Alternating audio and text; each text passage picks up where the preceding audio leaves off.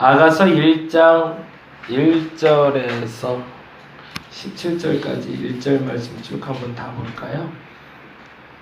아가서 오늘은 1장 1절에서 4장 16절까지 보는 날이고요. 아가서는 8장까지 되어 있는데 오늘 4장까지 반만 보고 내일 오전부터 마지막 8장까지 보도록 하겠습니다. 1장 1절에서 17절까지 우리 같이 한 목소리로 천천히 읽도록 하겠습니다. 솔로몬의 아가라, 내가 입 맞추기를 원하니 내 사랑이 포도주보다 나음이로구나. 내 기름이 향기로워 아름답고 내 이름이 쏟은 향기름 같으므로 처녀들이 너를 사랑하는구나. 왕이 나를 그의 방으로 이끌어들이시니 너는 나를 인도하라. 우리가 너를 따라 달려가리라. 우리가 너로 말미암아 기뻐하며 즐거워하니 내 사랑이 포도주보다 더 진함이라. 처녀들이 너를 사랑함이 마땅하니라. 예루살렘 딸들아, 내가 비록 거우나 아름다우니 게달의 장막 같을지라도 솔로몬의 휘장과도 같구나. 내가 햇볕에 쬐어서 거무스름할지라도 흘겨보지 말 것은 내 어머니의 아들들이 나에게 노하여 포도원지기로 삼았음이라. 나의 포도원을 내가 지키지 못하였구나. 내 마음으로 사랑하는 자여, 내가 양치는 곳에 정오에 쉬게 하는 것을 내게 말하라. 내가 내 친구의 양떼 곁에서 어찌 얼굴 가린 자 같이 되랴. 여인 중에 어여쁜 자야, 내가 알지 못하겠거든. 양떼의 발자취를 따라 목자들의 장막 곁에서 너의 염소 새끼를 먹일지니라. 내 사랑아, 내가 너를 바로의 병거의 준마에 비하였구나. 내 뒷밤은 따은 머리털로 내 몫은 구슬꿰미로 아름답구나. 우리가 너를 위하여 금사슬에 은을 박아 만들리라. 왕이 침상에 앉을 때에 나도 기름이 향기를 뿜어냈구나. 나의 사랑하는 자는 내 품의 가운데 몰약 향주머니요, 나의 사랑하는 자는 내게 엔게디 포도원의 고베라 송이로구나. 내 사랑아, 너는 어여쁘고 어여쁘다. 내 눈이 비둘기 같구나. 나의 사랑하는 자야, 너는 어여쁘고 화창하다. 우리의 침상은 푸르고 우리 집은 백향목 들보 잣나무 젓가래로구나. 아멘. 솔로몬의 아가라고 불리는 사랑의 노래, 아름다운 노래라고 불리는 사랑의 찬가죠. 지난번에 말씀드린 대로 솔로몬이 크게 세 가지의 구분점을 가지고 글을 쓰는데 그의 젊은 시기의 열정을 담은 시가 이 아가서라면, 솔로몬의 지혜가 충만할 때 그의 청장년기라고 봐야겠죠. 그의 장년기부터 쏟아냈던 모든 그 잠언들을 모아낸 게 우리가 아는 잠언서, 그리고 어제까지 봤던 노년기에 그의 아픔과 그의 슬픔, 그럼에도 불구하고 인생의 가장 큰 가치가 무엇인지를 발견해낸 게 바로 전도서라고 말씀을 드렸습니다. 그 중에 이 아가서는 사실은 학자들마다 여러 가지 얘기들이 좀 있어요. 이유인즉슨 하나님 얘기가 하나도 없어서, 그래서 어떻게든 하나님하고 연관지어 보려고 애들을 쓰는데 죄송하지만 안 그랬으면 좋겠어요. 꼭 하나님 이야기를 해야 하나님 찬양하는 건 아니잖아요. 근데 그거보다도 더 특별한 건 사실은 아가서는 남녀의 사랑 이야기라는 겁니다. 거기에 여러분이 주목하고 같이 보셨으면 좋겠고요. 특별히 남녀의 사랑 이야기지만 부부의 사랑 이야기라는 겁니다. 부부 간에 고백할 수 있는 사랑 이야기가 바로 아가서다라는 거 여러분이 기억하고 보셨으면 좋겠습니다. 그 얘기는 뭐냐면, 이게 남녀의 사랑 이야기라고 했을 때도 오해 관점이 너무 많아요. 왜냐면 사실은 이 글을 쓸 때 6장 8절 한번 잠깐 볼까요? 나중에 좀 살펴볼 거거든요. 이 글 쓸 때까지만 해도 솔로몬에겐 사실은 100명의 아내가 1000명의 아내가 있었다고 그러죠. 1000명의. 근데 지금 현재 이 술람미 여인이라 불리는 이 여인을 만나기 전까지 그에게 속한 왕비와 후궁이 다음과 같다고 얘기합니다. 6장 8절 같이 읽어볼까요? 읽겠습니다. 시작. 왕비가 60명이요 후궁이 80명이니 시녀가 무수하되. 그러니까 본인의 주변에 이미 왕비는 60이고 후궁이 80이니까 이미 처가 140이에요. 그리고 시녀도 무수하다니까 그 중에 또 내가 마음에 동하면 아내로 삼을 수 있는 사람도 무수하다라고 얘기를 하고 있습니다. 이게 사실은 우리랑 개념이 좀 달라요. 근데 또 한 여인을 사랑하게 된 솔로몬에 대한 이야기입니다.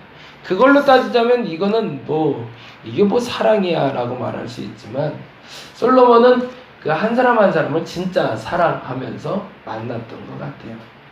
이 표현을 어떻게 이런 표현하고는 좀 맞지 않지만 그런 거 있잖아요. 목사님이 그 성도를 사랑할 때 하나하나를 다 정성껏 사랑한다고 표현한 것처럼 아마도 그런 의미로 표현하지 않았을까 싶은데 더 중요한 건 부부간과의 사랑 이야기라는 겁니다. 이게 한 남자와 한 여자의 사랑 이야기만 비춰진다면 외도의 가르침으로도 또 읽혀질 수가 있거든요. 그러면 이렇게 표현하면 큰일 납니다. 그게 아니라 정말 순고한, 정말 순결한 한 남자가 한 여자를 사랑하는 이야기, 그리고 그 여인과 결혼하는 이야기까지 가는 것이 사실은 이 아가서의 이야기입니다. 조금 더 구체적으로 보자면 1장 1절에서 1장 11절까지는 솔로몬이 자기가 사랑하는 여인에 대한 애잔한 마음에 대해서 표현하고 있습니다. 내가 너를 얼마나 사랑하는지 아냐? 내가 너를 얼마나 그리워하고 있는지를 아냐? 라는 이야기가 1장 1절에서 1장 11절까지 얘기하고 있다면 1장 12절에서 2장 7절까지 밀회, 데이트가 얼마나 좋은 건지 아냐? 라는 이야기를 하고 있어요. 남녀 간의 둘만의 만남이 얼마나 행복한지를 그리고 있습니다. 1장 1절에서 11절에는 사랑 고백이라면 1장 12절에서 2장 7절까지는 그 사랑을 그렇게 고백하는 그 여인에 대해서 만났을 때 그 행복함에 대해서 말하고 있고요. 2장 8절에서 17절까지는 그 연인 관계에 있었던 두 남녀가 잠깐 헤어진 이야기를 하고 있어요. 누군가의 방해가 좀 있었던 것 같고, 그래서 누군가의 오해가 생겨서 남자와 여자가 잠깐 헤어졌던 것 같아요. 그러다가 다시 청혼하는 이야기까지가 연결이 되고요. 3장 1절에서 5절까지는 꿈속에 헤매고 있는 솔로몬이 나타납니다.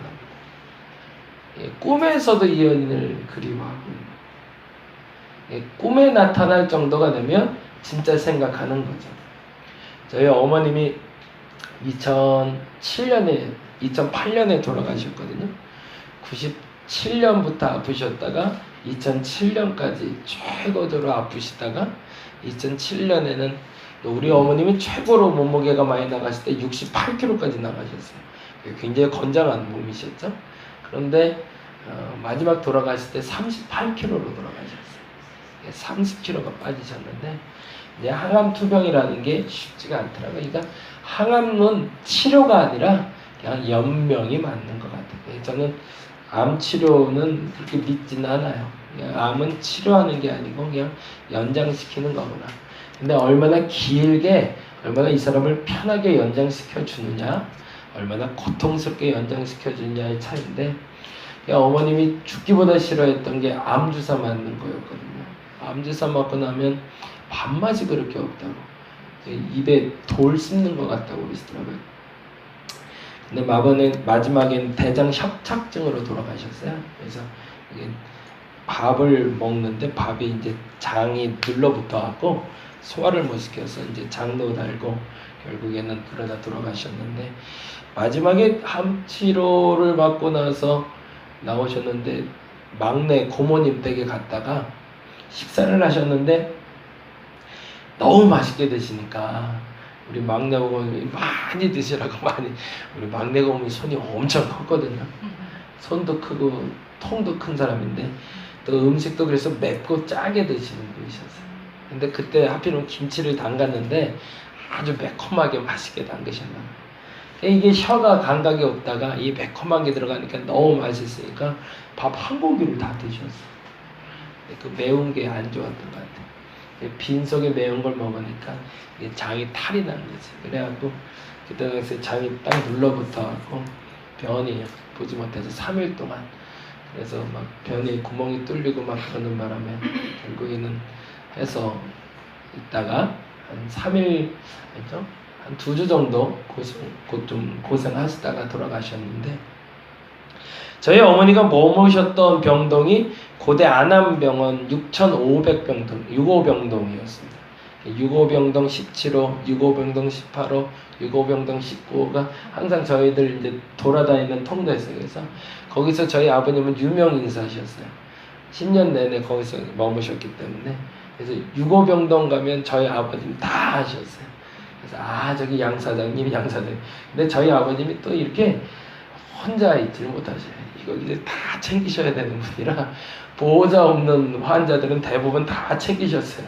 그리고 6명 있는 병동을 혼자서 다 관리를 잘 해주셔서 뭐 먼지도 못 털면 다 가서 먼지도 털어오시고 또 환자 없으면 환자 밥도 챙기고 굉장히 꼼꼼한 분이셨는데 그러고 나서 돌아가시고 나서 그냥 저도 어머님하고 아버님하고 그렇게 많이 정이 없다 생각했거든요. 근데 거의 꼭 10년을 꿈을 꾸더라고요. 신기하대요. 어머니가 그렇게 꿈에 나타나요. 근데 꼭 꿈에서는 2가지의 공통적인 특징이 있는데요. 아까 말한 대로 65병동이잖아요. 65병동이라면 6층이잖아요. 근데 꼭 꿈은요 7층이에요. 그것도 신기하더라고요. 근데 화내요. 병동이 굉장히 화내요. 그리고 거기에 침실에 꼭 계시는데 하얀색 옷을 입고 계세요. 항상. 그리고 올라가서 어머님 만나 뵈러 왔다고 그러고 들어가면 어머님이 항상 저한테 그러시고 근데 그때 꿈꿀 때까지 몰랐는데 이제 좀 알겠어요. 항상 내가 아직 살아있어 그러세요. 내가 아직 살아있어. 그래서 난 어머님의 꿈속에서도 아직 안 돌아가셨구나 라고 생각했거든요. 그게 10년이 가더라고요. 근데 뭐 공통적으로 언제 꿈을 꿨다 뭐 이런 건 없는데 그 어머님이 그리워질 때가 있나 봐요. 참 아들이라 보니까 어머니에 대한 그림이 있나 봐요. 근데 이제 돌이켜 보니까 그게 천국에 대해서 하나님 보여주셨던 것 같아요. 6층이면 아직은 정말 어머님 고통받던 그곳이었잖아요. 근데 7층이더라고요. 항상. 그리고 환한 병동 메토실도 없어요. 그리고 하얀 옷을 입고 있어요. 병실에 앉아 계신 어머님의 모습이 그리고 아직 살아있어라는 말이 이제는 죽어서 저 곳에서 아직 살아계신 어머님에 대해서 저에게 자꾸 가르쳐준 게 아닌가. 사랑하는 사람은 꿈에 나타나는 게 맞아요. 우리가 간절하면 그 꿈에 나타나는 게 맞는 거거든요. 이 술람미 여인에 대한 사랑에 대해서 솔로몬은 꿈에 나타날 정도로 그 꿈에 사랑하는 것처럼 보일 정도로 그 여인에 대한 애잔한 사랑이 기록된 게 3장 1절에서 5절입니다. 그리고 나서 3장 6절에서 5장 1절에 드디어 그 사랑의 결실이 맺어집니다. 이제 결혼식을 하는 거죠. 결혼식을 하고 축하받는 이야기가 1장부터 그러니까 4장까지가 그 얘기가 돼요. 근데 사람 일이 그렇잖아요. 늘 좋을 수만 없잖아요. 그리고 또 남녀가 간에 또 싸우는 이야기가 사실은 내일 살펴본 5장부터 8장까지 이야기가 됩니다. 근데 여기서 굉장히 중요한 얘기가 하나가 나오는데요. 그게 5절, 6절이 1장, 5절, 6절.